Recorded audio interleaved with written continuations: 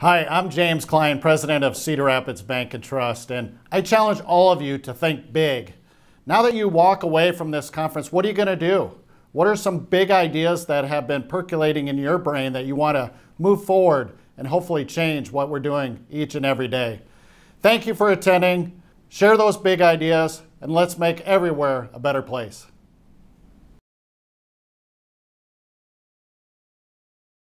Thank you, James, and thank you to CRBT for the work you do in our community. Let's get into it. I'm excited to have this Black Business Roundtable for people of color, by people of color, to talk about some of the issues in our state and what we believe we can do to be a better state and a better representative for a BIPOC community here. So my name's Anthony Arrington. I'm going to be your moderator today. I'm going to try to shut up and let everybody else talk. I am the owner of Top Rank. We're a professional and executive search and diversity consulting firm based out of Cedar Rapids, Iowa, and we have a national presence.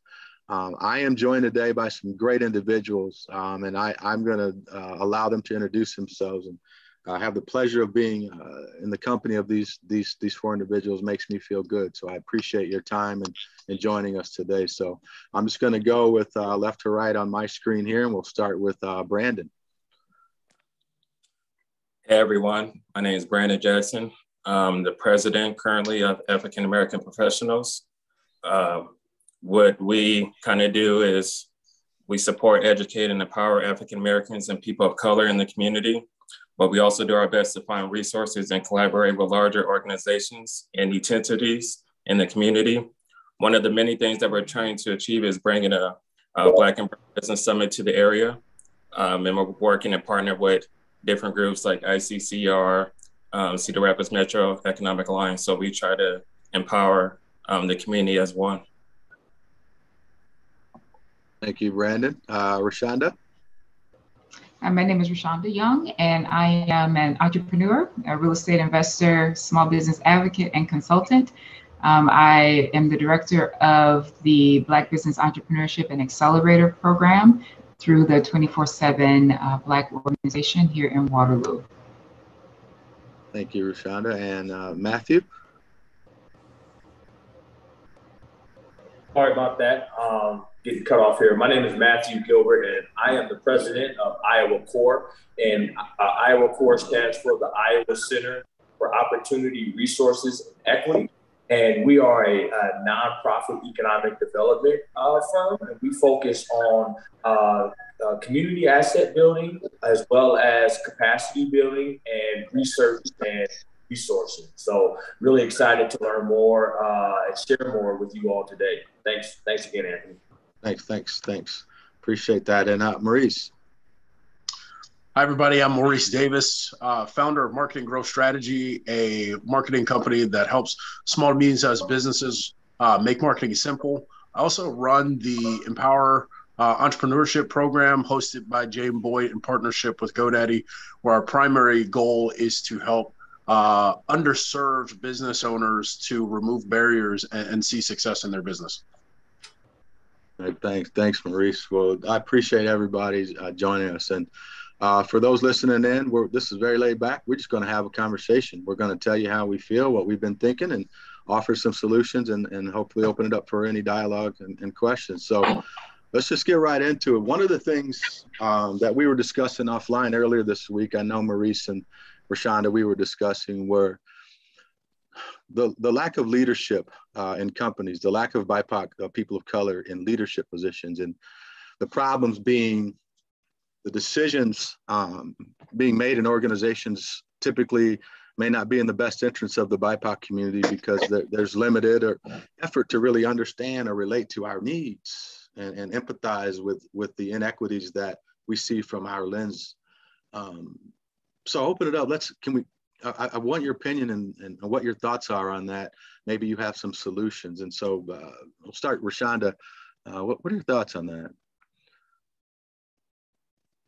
Yeah, a lot of the issues that we talk about are issues with employment, and we, talk about, well, get a good education, get a good job. But studies show that and education for Blacks does not afford us the same opportunities. And it's often because when we go into organizations to obtain jobs or lending or whatever the case may be, there aren't people who can relate to us. And so oftentimes those jobs or opportunities are given to people that the person in the decision-making seat can relate to. Because the first thing that we see, of course, is what a person looks like. They may be able to relate to us, but oftentimes we're not even given an opportunity to relate because on the surface, oftentimes people just can't see how they can relate to us. So having more BIPOC population communities in positions of leadership is crucial for us to be able to be afforded the opportunities that we deserve. Maurice, I know we were chatting and trying to think through some solutions and being proactive, about what we can do, what needs to be done to solve that. We talked about partnering organizations and partnering with organizations and networks that can navigate and understand about communities. Any thoughts on solutions or you want to add to what you feel are some of the challenges? Absolutely. Anthony, so. No, go ahead. I wasn't sure if he had said ReShonda. my name or somebody else's I name. did say Maurice, but go ahead, ReShonda. This is loose. Let's just chat. No. Go ahead, Maurice. No, it's all good. Go ahead, girl. You on a roll. Finish it off. Yeah, I was just going to say, having whites who are in position of power, who are conscious of their privilege, who can be allies and advocates in order to get us into the position sometimes that we simply don't get into on our own. And so just having whites being conscious and allies and advocates sometimes for us is incredibly important. Yeah. Maurice. Yeah. So I'll kind of go into that a little bit more. I think the other thing is that we have to start having real conversations about what privilege really means. The other day I was talking to someone and I shared with them the reasons why I canceled an event. It needed to go 100% virtual. In the entrepreneurship community that I serve, that can be a concern. And I shared with them, I said, hey, I have a percentage of my entrepreneurs that don't have access to internet, and I have another percentage that struggles with virtual interactions. And the comment was, well, they need to learn. And so not being culturally competent in the sense of like, if we think about Iowa alone, right? If we go pull up census data right now, the median income for a person of color is vastly different than the median income for Iowa. So internet may not be a choice that you can make, right? If I'm going to spend $80 on internet, that's my bread, that's my milk, that's my cheese for the month. And so like things like that, this assumption that I should have access to internet in a capacity that's usable. Yes, we have our phones. I'm sure you can jump in, but I don't know about you. If you've ever tried to fill out an application or do something strictly on your mobile device, it is inhibitive, right? It takes me 3 to 4 times as long to do it on my cell phone than it may to do it somewhere else. And so again, this idea that like everyone has equal access to everything that's a privilege in and of itself. And as we continue to think like, well, it's online so everybody can get it, that's a failure point. And we need to do better. And that's a nice segue, and I appreciate that commentary. As we think about access, we talked a little bit about access to a lot of different things, internet being one of them, and having money, right? Access to finances was something that I know that I view as a major concern. I know most of us on this call has. Matt, Brandon, as you think about Matt or Brandon, as you think about business owners or people that have access to the purse and can make decisions, often it comes down to access to banks to provide loans for entrepreneurs or to provide services for organizations that are ran by people of color. And those become historical barriers and challenges. What are your thoughts about that? And if you have any solutions that you felt that have worked or that you think needs to happen, Matt, I'll just start with you. Okay, I saw Brandon. He was getting teed up, man. So I was gonna let him flow. I got you, so, Brandon. what I'll do is I'll throw him an assist and give him a chance to respond. But I'll respond just real quickly to that, Anthony. And I think one of the things we have to first sort of reckon with is that, you know, equity is definitely a relationship dynamic, right? And so a lot of what we're still trying to make sure we have to unpack for not only just the organizations, but the leaders of the organization, right? Oftentimes we have to unpack for them how important it is to actually have and preserve our legacy of Black-led and Black-ran institutions, right? And so when you don't have a history of that, and you don't have competency in knowing that that has to exist, then you also don't have as a consequence, you often overlook the barriers and the hurdles that those organizations, those Black BIPOC-led organizations have to go through to survive, right? Not only just to get yourself off the ground, but to survive. And so as we start to think about how do we sort of shift and transform and change organizations, we first have to figure out how do we save the ones that are doing the work. So please, Brandon, I'd love for you to tee up the rest of that. Yes, thank you. So I'm going to also add to the first topic, but to me, it's more than checking a box. And that's where a lot of times people, businesses, and organizations, I feel, go to when it comes to either hiring or people in leadership or giving financial help to, is more of checking a box. With finding leaders into businesses and leadership roles and things like that, I honestly believe they need to be in a comfortable atmosphere, not just hiring someone, but they need to feel comfortable working in that position, need to be surrounded by, other people of race, or just make it feel as if, they're not walking on eggshells. It needs to be a comfortable environment. With access to funding, I do a lot of work with nonprofits and things of that sort. So we rely on funding to operate. But like Matthew was saying, we definitely had to sustain it. It's not just, starting up, things like that, but in order to keep that funding going, and just being able to, even a lot of times the resources to it is lack thereof. I think that's some of the focus, and people knowing where to go, how to go about it. Because they said there's plenty of money out there, but we're not allowed a lot of access to those resources. Right. ReShonda, I know one of the things that thanks, Brandon. That's a great point. And it kind of leads to that access and taking control of what we can control in our situation. ReShonda, one of the things that I know that you've been involved with and advocate for is, when we talk about solutions, how do we get over this hump? There's a couple of things. One, we need to demand, not ask, but we need to demand that banks and financial institutions proactively expand their relationships with the BIPOC community. I'll give a plug to an organization like Green State Credit Union in the state of Iowa, which I think is putting their money where their mouth is. But ReShonda, one of the things that we talked about was, I think that's a wonderful thing, and I'm 100% behind that. But that's one company, one organization in the state, and where's that organization going to be in 5 to 10 years, and who else is going to step up like a Green State is doing? So that was one solution that we were talking about, and the other thing was, do we need to have Black-owned banks? Do we need to own our own institutions?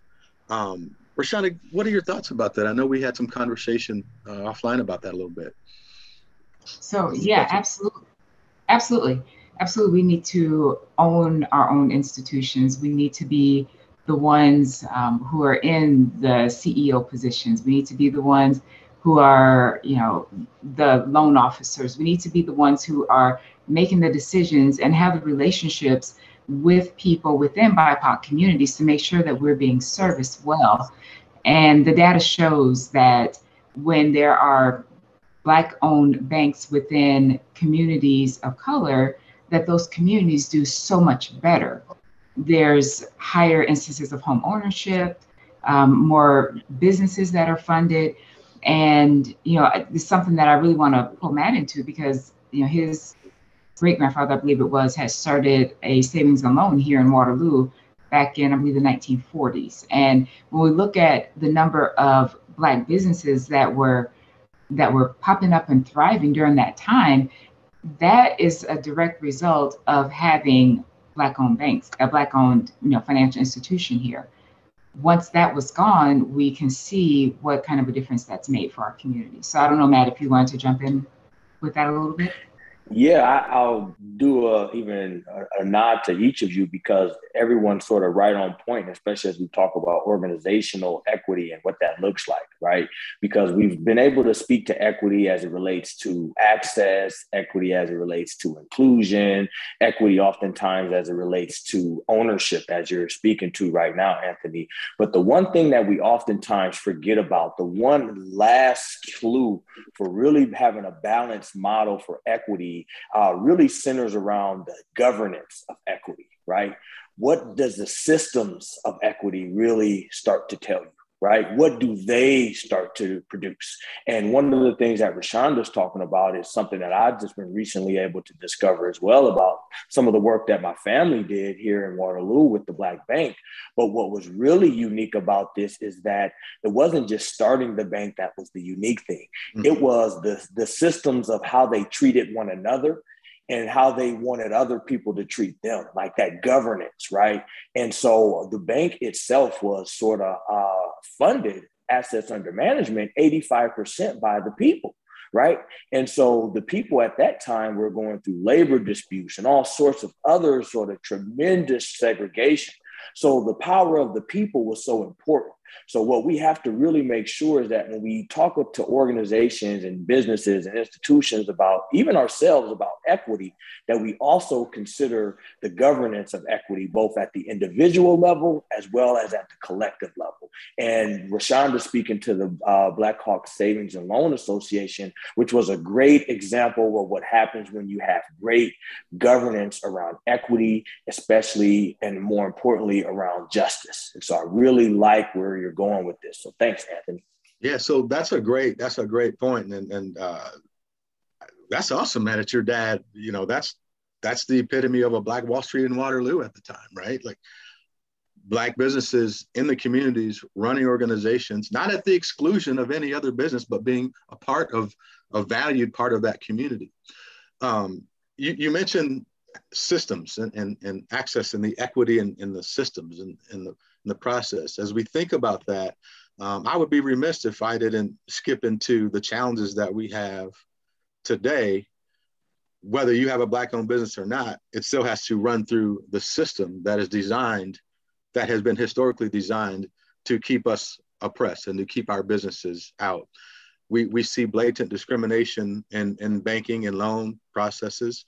I'm reminded of the housing scandal in Indiana with the recent woman whose house had to get appraised 3 times, and it ended up being triple the cost when it was appraised appropriately, after she took all of her identification of being Black down out of her house, did not disclose her race in her application, had a white man be in the house when the appraisers showed up, and the situation changed. We see this a lot. But what I would say is blatant discrimination.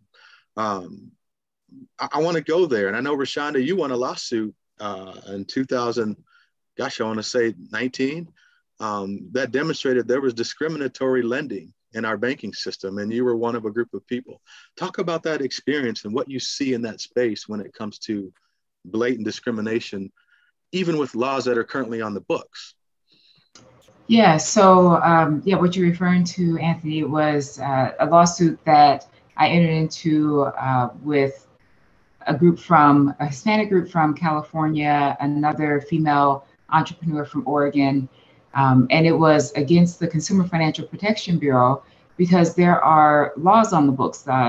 It's Section 1071, the Dodd-Frank Act, that is on the books, that lending institutions have to collect data in regards to who's applying for loans, who's getting loans, who's being denied loans, and it's not being enforced, or it wasn't being enforced. And so we got together with our stories and examples of things that have happened to us, to other business owners that we are affiliated or associated with, and hardcore proof that these laws are not being enforced and it's damaging us. And so as a group, we brought a lawsuit against the federal government. That was in the fall of 2019. And you generally figure you're coming up against the federal government, you're going to have quite a while before you get any kind of results. Well, our evidence was so compelling that by February of 2020, it was public that we had won that lawsuit. We knew in December of 2019 that we won, but it was public in February of 2020 that we had won that lawsuit. And so now we're able to sit on an oversight committee to make sure that all the deadlines that are met or that are set for them to be able to show that now they're enforcing the laws and this is what they're doing to enforce them. And so sometimes you have to go beyond just the local level and either to the state or the federal level in order to really start to see some things done that are going to make a real impact. Mm-hmm. Yeah, that's that above and beyond, right? Go ahead, Matt. Mm-hmm. Yeah, I was going to just kind of speak into exactly where she's going, because she's doing an exact important thing when we start to talk about equity. And part of that is, I want to bring the historical lens full circle, because oftentimes we try to think about history being something in the past that, like ReShonda saying, doesn't have any seeds of damage or seeds of consequence.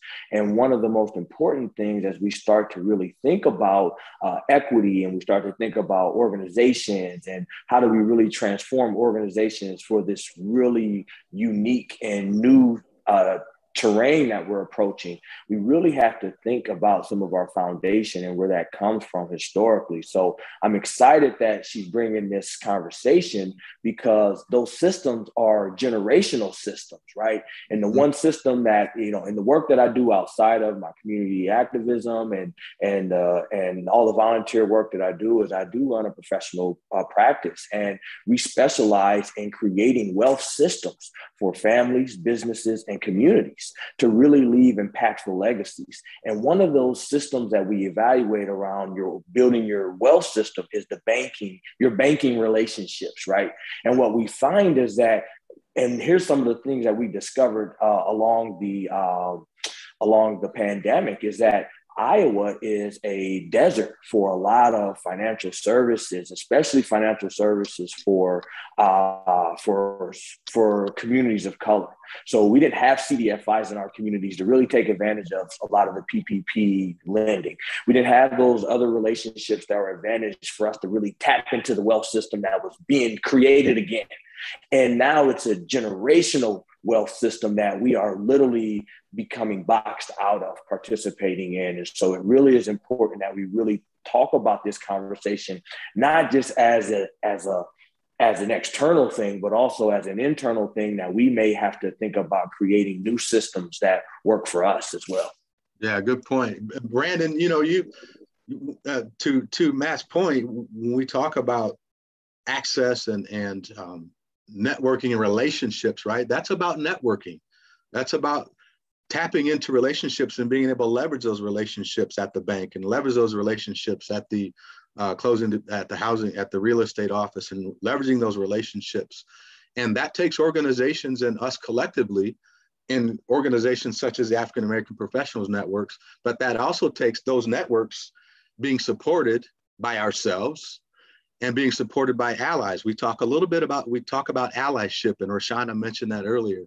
Brandon, can you talk about what you see being a nonprofit organization trying to build relationships for Black businesses and Black employees in the communities that you serve, and the challenges that you're having, or what you believe organizations need to do to step up to support the AAPs of our state? As we talked about earlier, allyship matters, and we're sponsored today by Cedar Rapids Bank and Trust, a great financial institution. Are there other Cedar Rapids Bank and Trust that we need to step up to the plate? Can you talk about your feelings about that? Yes, thank you.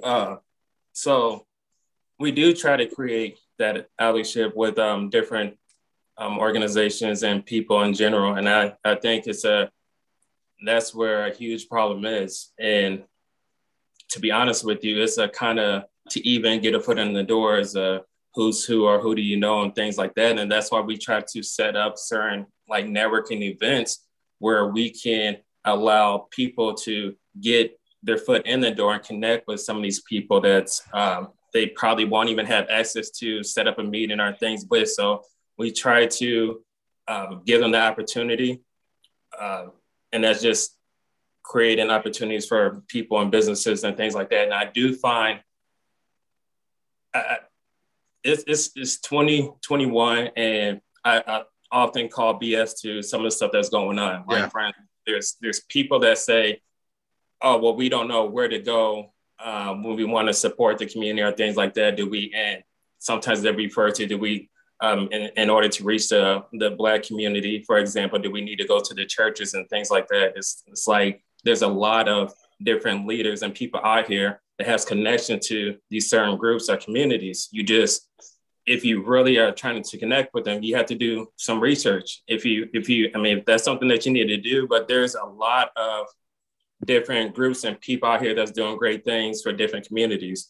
And then also, I noticed myself, even when trying to find, people to help support and things like that, I kind of get the door shut on me, especially when it comes to finance and stuff like that, because it's like certain people want to stick with their group or their business or their organization. So it's like, well, someone on your board or someone that you work with, do they have any type of affiliation with this company? And they claim that they have their own DEI program and they're doing stuff for the community, but some of those boards of DEI maybe have like one or two people of color that's not really out there in a certain community doing things. So I think there's already groups and organizations that's doing things. You need to collaborate and do certain stuff with the people out here that's already forming these groups to make things a lot easier for everyone. Right. I think what I heard you say, and I'll be a little more real with you because that's today's purpose, is that we have a lot of lip service around what we say we're going to do and what is actually happening. And that is with financial access and sweat equity. How many organizations have showed up at nonprofit events that many of us have had in our communities around the state of Iowa? Do those organizations with the purse show up, or are they just writing a check for a couple $100? Those are the things that make a difference when we talk about allyship. So I'm curious from any of you, as you think about allyship, what does that mean to you outside of the check the box? Yeah. When you think about allyship, what does that mean? I'll open it up to anybody. Yeah, I was responding, Maurice jump on here as well, because allyship really is about having a mutual respect for each other's values. So knowing your worth and knowing the worth of your neighbor is what that allyship is all about. Maurice, what you thinking? It's about taking that step out on a limb sometimes, as we start talking about this idea of like equity and networking. We were talking before and I was sharing that I'm a very knowledgeable business owner, right? It's what I do. I help other business owners get their stuff together so they can go out and do what they have to do. And just recently, I went into my bank in order to file a DBA or doing business as, and I was told that what I was trying to do was impossible. And that I had to go out and file a whole new business with the state and get a new EIN for the business. And the problem with that is that if I had done that, then that could hurt my business tax-wise, filing. Like, it can put you in a really bad spot as a business owner to have somebody tell you that. And it can also destroy you as far as like your desire to keep moving forward, because now I have additional stressors. And what I ended up doing was picking up the phone and calling a friend that works at the bank. And they were like, no, you don't need to do any of that. I find it very hard to believe that one business banker and another business banker, that their understandings are so different, that I got two totally night and day answers, right? Mm-hmm. And my problem with that situation is I've done it time and time again with other institutions exactly what I was trying to do with this institution. Mm-hmm. So to me, that's an example of, allyship is like, hey, I need your help. I need you to square this away. This is what happened to me, having them square it away. But then also like, okay, well, let me see what I can do as far as what's going on for that to have happened in the first place, because that shouldn't have happened. Right. So that's what it is. Yeah. So it comes in, allyship comes in many ways. That allyship, that's helping in a financial situation, right? You have access, or you control logistics and resources within a financial institution. Allyship can be see something, say something at the water cooler. But when I think about allyship, I think the one piece of the puzzle that tends to get overlooked or becomes the easy way out for individuals in positions of power, privilege, and have platforms who want to be allies is that there's this fear about being uncomfortable. If I step up for the rights of other underserved individuals, I'll use Black people in this case for the case of the conversation, then my white counterparts I'm going to lose business over here. I can't step out too far. I can't be too social. Any of you talk about your experience with that, what you think about that, and what needs to be done to resolve that. Because I feel, at least in my experience, that a lot of these challenges, there are a lot of individuals with power, platform, and privilege that want to be allies, but there's this fear of discomfort. I can't piss off my white leaders. I can't piss off people who give me money. I can't piss off people who are bringing accounts to me if I stand up for the rights of other people. Have you had that experience, and how do we get around that? Definitely, I think sometimes that we take away the human element, that allyship, or it's relationships, right? So it's not transactional.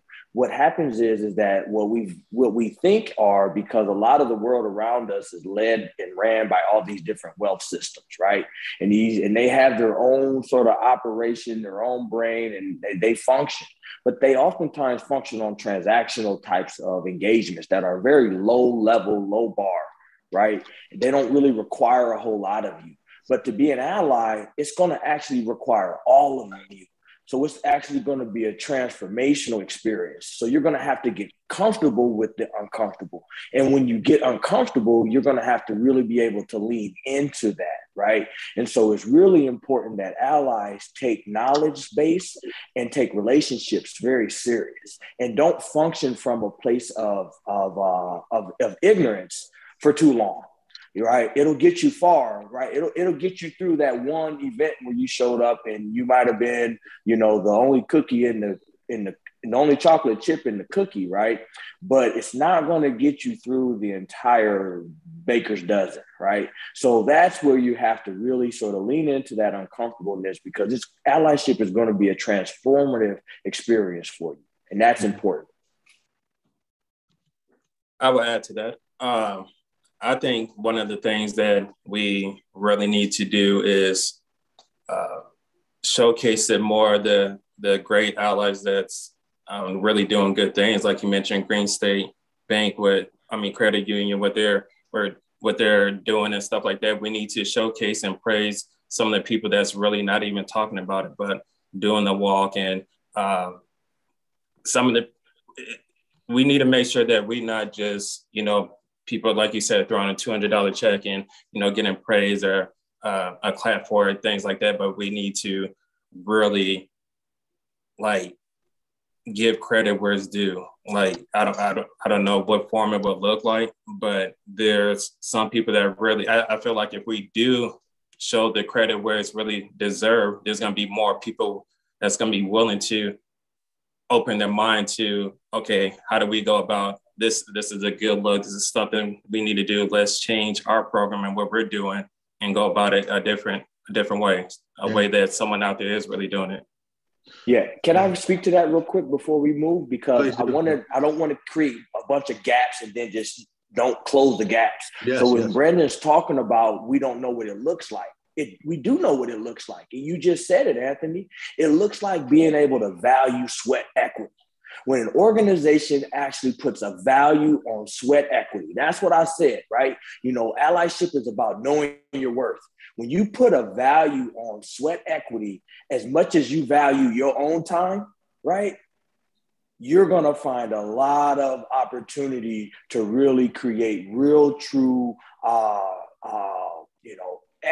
real true balance and harmony within that allyship relationship. So one of those ways it can show up is value the sweat equity that's going on when you see somebody that's out here doing the work, right? Put a number on it, right? Because, and then like ReShonda said, actually measure it, right? Because if we don't actually have the data around it, we're going to be missing out.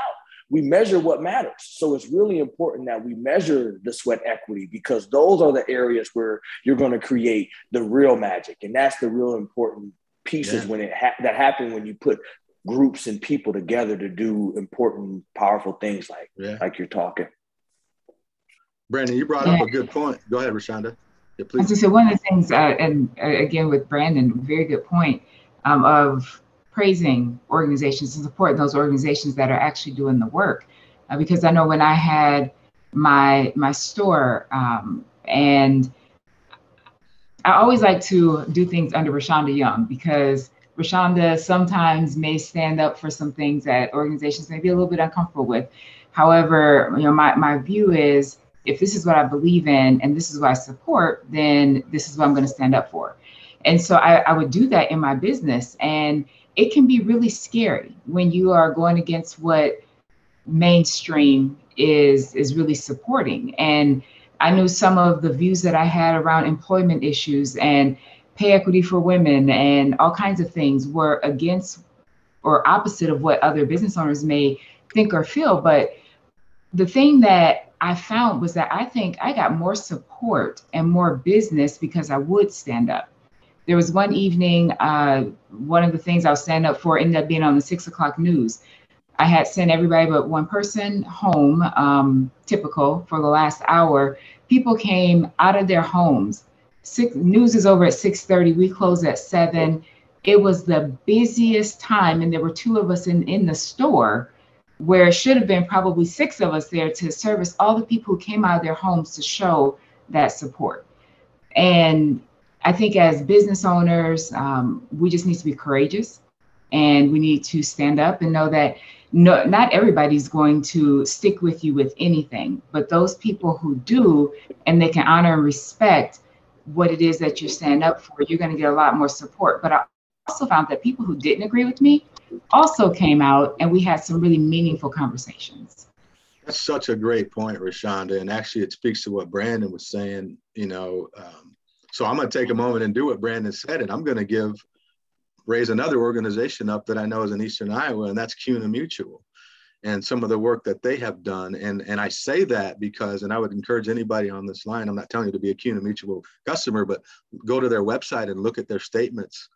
Oftentimes organizations with leadership, they want to help, but there's that fear that I'm going to impact my business by saying what's real. And what I like about organizations like CUNA and like the Green States of the world is they not only have put their money where their mouth is and their sweat equity where their mouth is, but they are publicly promoting themselves, Brandon, and they don't need an Anthony or a Brandon or Maurice or Matthew or ReShonda. They are self-promoting what they're doing because they believe in it and they're willing to take that risk. So for example, CUNA is not, they're talking about diversity and equity and inclusion, but they're point blank making a statement on racial justice. Point blank, no gray area. I have other organizations that I actually work with, colleagues of mine in organizations, they're doing great things. They're doing great things, but they would never promote that publicly, or rarely ever. But to Brandon's point, if more of organizations that are allies and true allies do that, man, what a difference that could make. What a difference. So great points from everyone there. How much time do we have? It's about 10 to 1 here central. So I think we've got time to continue. Is that right? Brian, do we have till 1 or 1:15? I think we've got until 1.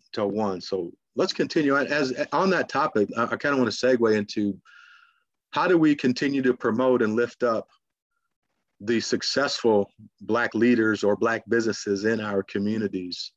I know, for example, in Eastern Iowa, Brandon, you led the first Black Business Expo in Cedar Rapids, Iowa, which was surprising to me. I've lived in this city all my life, and I didn't realize that. But as we think about how this happens around the state and in your areas where you live at, what can we do to better promote our success in our Black businesses? Open it up. Maurice, thoughts? Yeah. One of the things that I typically say as far as promoting success in Black business, number one is being willing to share what you know and who you know. Because unfortunately, like I'm gonna be honest, one of the things that I struggle with as a marketing person, like as a digital marketing person, sometimes when I go to y'all websites and y'all is in business owners period to buy stuff, I get so distracted with how bad the website is that I forget to buy stuff, right? So, call Maurice, everybody. I was looking for an acupuncturist yesterday, and I got on the website. I was like, oh my God, this is so bad. And I started writing what was wrong, and I forgot to contact him, right? So like part of the conversation in that and me saying it is like, we fall into the trap of using conventional means to find services. So we'll jump on Facebook or we'll jump on Google or we'll look up Yelp or whatever. And these are great ways to find things to solve your problems. I'm not gonna tell you not to. But if you're saying I want to support a small business, specifically a small Black business, they could easily not have a website. They could easily have a Facebook, but it's really bad. And the things about all of these is that, and this is another conversation, but we also have to think about digital bias, right? So when you get on Google or you get on Facebook, it's designed to show you what you've already seen because it knows you like that. So if you haven't been interacting with Black businesses specifically, it's less likely that you're going to see them when you're looking, right? And then we also have to talk about realistically what those mechanisms actually do. They don't show you all answers. They show you the optimized answers. You know, people pay me to help them be above someone else. It doesn't mean they have the best cake. It means that they paid me in order to get them to the top. So when you search for best cake, they show up. Mm-hmm. So we have to be willing to reach out to people like Brandon, Matt, ReShonda, and say, hey, who do you have that you just interacted with that I need my hair done, I need a cake, I need a new suit made, whatever. Do you have anybody that can do those things? And if not, can you reach out to your network and see if they have anybody? Because you'd be surprised at how many people have these latent talents or they're doing really great things in their basement and they're crushing it and you're missing out on a gym. Yeah. What I hear you say, go ahead, Brandon. No, yeah, I was just going to add on to that. It makes a great point, and this is part of some of the stuff that we're trying to do over with African American professionals is just acknowledge who's doing what in the area, because there's a lot of time people don't know who's who, where to go, and things like that. I know there's other groups out here that's doing similar work, like I Heart Black Business, but having a directory, and not only that, we try to promote, and it's not like. What we do when I say promote is like when we have certain network events, highlighting some businesses in the area, when we try to put on expos, giving people the opportunity to showcase themselves. And a lot of times it's funny because there's a lot of people that come out and say, well, I just never heard of them. There's so many businesses and so many people that's doing great things that we need to expose and showcase more often. Whether it's social media, whether it's putting together events and networking, things like that. And we need to not only encourage stuff like that, but support people and groups that's trying to expose. And that's simply by even connecting with, like you said, some of the people that's in the area that have connections. Right. Great point.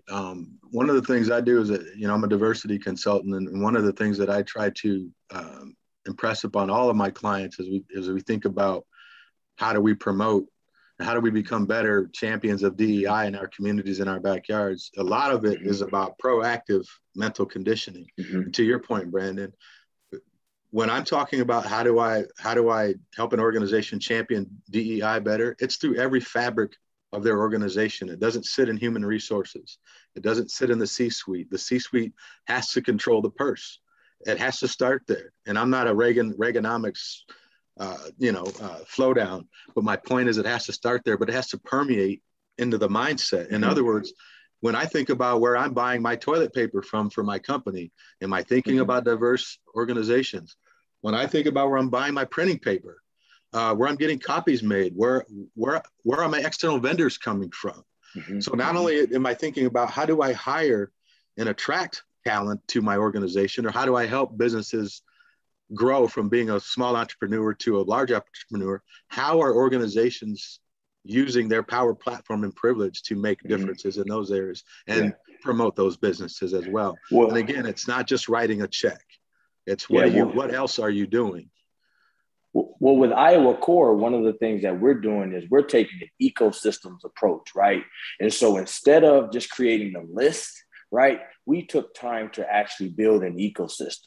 And an ecosystem is a network of communities, right? Yes. And so an ecosystems approach really allows you to really meet businesses, especially those that may have gaps and may have some challenges, like Maurice was saying, right? It helps you meet them where they are at. But the real more important part is helps bring them along, helps you sort of nurture and sort of build a safe place for you to continue to develop and really grow together. And I think really an ecosystems approach is really the best way for us to start thinking about really sharing resources. And you can learn more about our ecosystem, which is named Rethink Iowa, at rethinkiowa.com.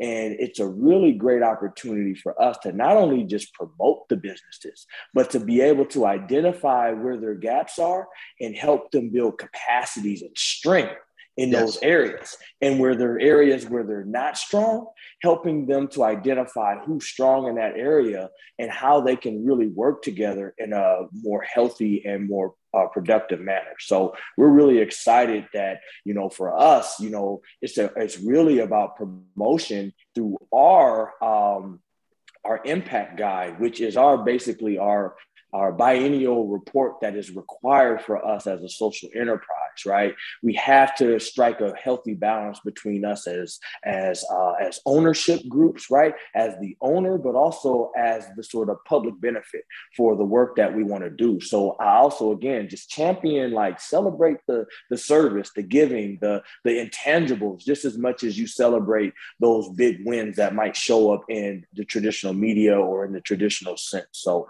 those are some of the thoughts that Iowa Core has as far as how we're approaching, but also would really enjoy inviting other groups to really adopt that ecosystems approach. Yeah, and even as I think with the Black Business Entrepreneurship Accelerator program through 24/7 Black, having that program since September 1st of last year up until now, we've had now 30 Black-owned businesses come through that Accelerator program. And for us, one of the big things is for us to be able to make sure that they're connected with the wider business community.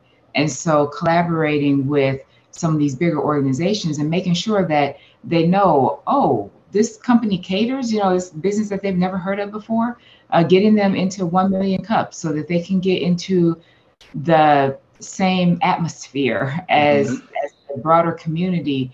And so making sure that people know who they are so that they can get that support. And then I just think for ourselves, as we've just kind of touched on, making sure that we are spending our dollars with our businesses that we fight so hard for. I know this past Christmas, my whole goal was to buy every Christmas gift that I could from a minority-owned business or businesses within the community that we're trying to serve. And I was able to get every gift I needed outside of Walmart, Target, or any of these other places that have plenty of funds, but just making sure I'm spending my money, where I say my heart is at. That's about that intentionality. That's about that being intention. And it speaks to Matt, what you were saying about the ecosystem, the question, not the question, the comment I have is that ecosystem could be within the Black community.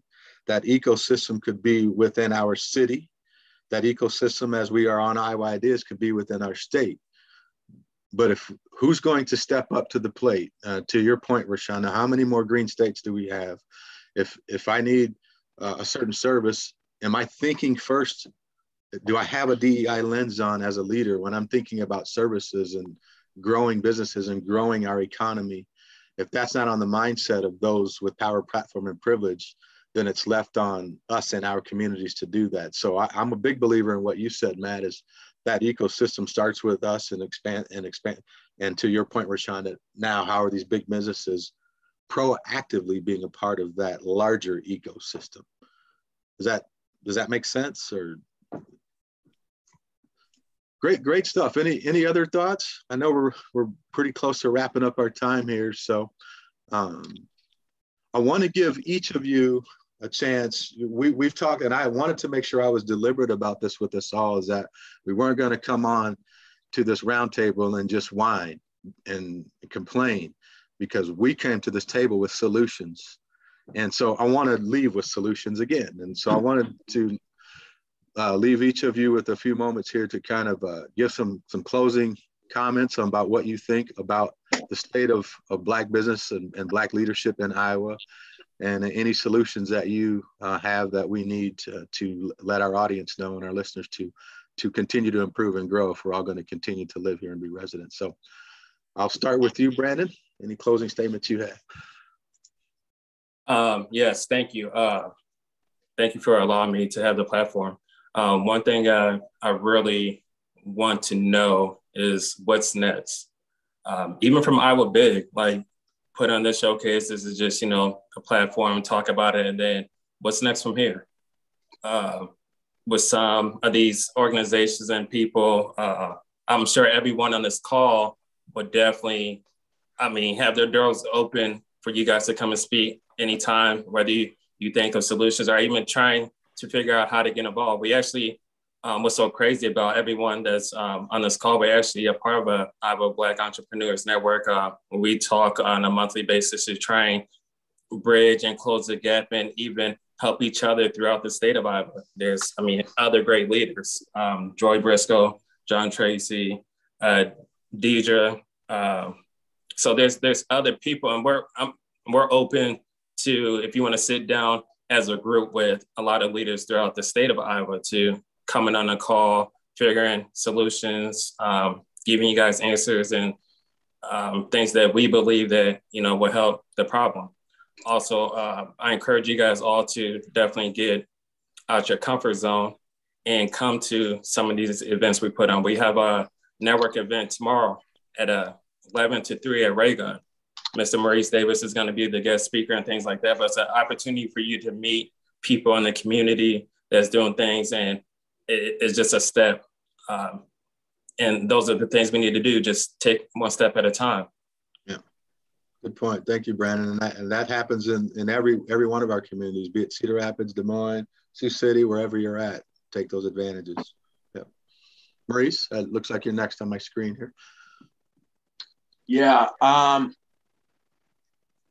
I would say just keep being deliberate about questioning the status quo.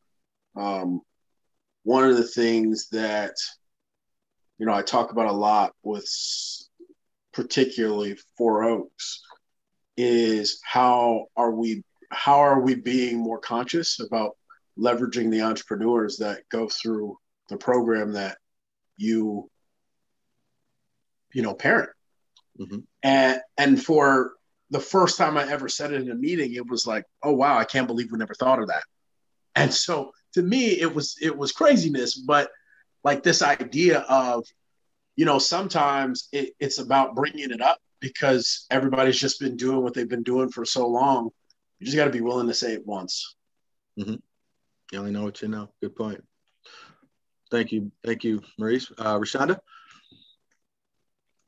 Yeah, so I think that oftentimes we talk about not being afforded opportunities, and something that I mentioned earlier today, but those opportunities that we're not afforded, we have the capacity as a people to come together and create those opportunities. So sometimes we have to step outside of our comfort zone of just saying this is a problem and saying, okay, what solution do we want to see and how do we come together to make that a reality? And so that's what I'm always pushing for. If I'm not afforded the opportunities I deserve or that we as a people deserve, then we create those for ourselves. Yes. Very good point. My uncle used to tell me, I don't want you, but I could use you. You know, so we're either going to do it ourselves or we're going to collaborate, but we've got to do one or the other. And I believe we can do one and the other. Matt, final thoughts from you? Yeah, I second that. And, you know, I just want to encourage people to definitely follow the work that we're doing through our ecosystem, Rethink Iowa, which is a social enterprise. And you can find out more about Rethink Iowa at rethinkiowa.org. And as a social enterprise, we specialize in innovation, business intelligence, and impact investing. And so one of the things I was going to make sure that we didn't leave this conversation without having a conversation about is really how are we actually building community assets, right? And community resources. And if you continue to encourage the community resource building and the community assets building, then I think you'll get to where ReShonda's talking about, and that is that sort of shared and collective capacity. Because right now, the unfortunate thing about all of this is that we've been through a pandemic and George Floyd murder and all this racial turmoil and presidential elections, all of this, right, to still make the folks that are being harmed carry the burden of reducing that harm. All right. So if we're going to do something right now, it has to be reducing the burden and making this a shared burden, not a burden that's being held by those that have been having to hold this for multiple generations. So if we want to do anything, let's continue to strengthen our collective capacity. Let's target collective asset building. And more importantly, let's continue to have these sort of open dialogues and areas for us to improve on our shared governance. Because as we start to navigate where we go from here, it's not going to be a blueprint unless we take time to actually map it out. So let's continue to keep this intellectual capital flowing and don't just let it rest in sometimes closed rooms or somebody's laptop or somebody's hard drive. Let's keep sharing this information as much as we can. Great point. I want to thank you for that. And that's a really good point, is we can't put this knowledge on the shelf and check the box. And so I want to thank Iowa Ideas, and I want to thank all of our guests, Brandon and Maurice and ReShonda and you, Matthew. And thank you, Brian, for helping facilitate. And I want to leave you all with what Matt just said there for those listening on this call and for all of us. I think the one theme that we talk about is stepping up and using your voice, your power, your platform, your privilege. And for us that are in the trenches, for us Black business owners, Black leaders, we have to remember we can't wait on people. We have to help each other and hold each other up. So they both need to happen to me. And I think I heard that today. And I hope that we can continue this. I know, Maurice, you had a resource for the Iowa entrepreneurs. Matt, you had some information to share. I'd like to collect all that offline and through the Iowa Ideas. Jump on the WOVA app and share that. Share it with me to make sure that I can get it out to our networks. And let's make sure that we keep this train going. So thank you, everybody, for your time. Thank you for joining us. I hope you've had a wonderful session. And I hope that this roundtable was a great way to end your Friday and heading into the weekend. So thank you all for your time. That concludes our day. Take care, everybody.